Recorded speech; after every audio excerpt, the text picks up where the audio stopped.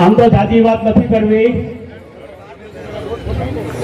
પણ સર ભગવતસિંહજીનું આ ગોંડલ ભગવત ભૂમિ તરીકે ઓળખાય છે ત્યારે મને કહેતા આનંદ થાય છે. હાલમાં પૂર્વ ધારાસભ્ય શ્રી જયરાજસિંહભાઈ, ધારાસભ્ય ગીતાબા, ગણેશભાઈ અને આખી ટીમ, અશોકભાઈ પીપળિયા, અશ્વિનભાઈ રયાણી, પ્રફુલભાઈ રાજગુરુ, કૃપાલસિંહ જાડેજા, નગરપાલિકાની આખી ટીમ, ભાજપ, યુવા ભાજપ ને તમામ મોરચાના કાર્યકરોના આગેવાનો અહીંયા છેલ્લા 1 મહિનાથી કામે લાગ્યા છે. આ વાલસોઈ 5 દીકરીના લગ્ન જ્યારે થવા જઈ રહ્યા છે ત્યારે ગોંડલ શહેર અને તાલુકાના દરેક બાબાસાઓ અને દાનવીરોએ મન મૂકીને વરસ્યા છે ત્યારે વિશેષ વાત નહીં કરતા જે દીકરીઓને કન્યાદાનમાં અમારે ના પાડવી પડે, પ્રેસ કોન્ફરન્સ કરીને 2 વખત કહેવું પડે કે હવે કોઈ કન્યાઓને કંઈ ઘટતું નથી, રોકડ રકમની ફીસ 251 ઉપરાંત આઈટમો આપણે કન્યાદાનમાં આપવા જઈ રહ્યા છીએ ત્યારે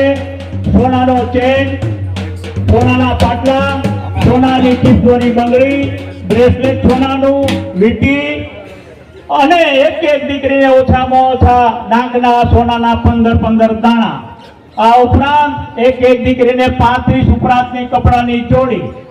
તમામ 5 દીકરીઓને એ હાથ મૂકે એનું આ કરિયાવરની અંદર જે ખરીદી કરી છે ત્યારે મન મૂકીને અમારા આગેવાનોએ મન મૂકીને વરસ્યા છે ત્યારે દીકરી કોઈ આ પણ પ્રાંગણમાંથી નારાજ ન થાય એની ખાસ કાળજી લીધી. વિશેષ વાત કરું તો નવદંપતિ જ્યારે એની નવી ઇનિંગ શરૂ કરવા જઈ રહ્યા છે, નવો સંસાર શરૂ કરવા જઈ રહ્યા છે ત્યારે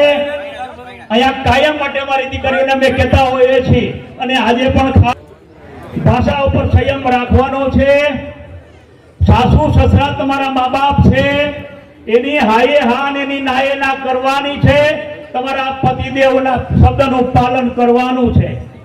એનો એક શબ્દ એક બોલ ઝીલવાનો છે.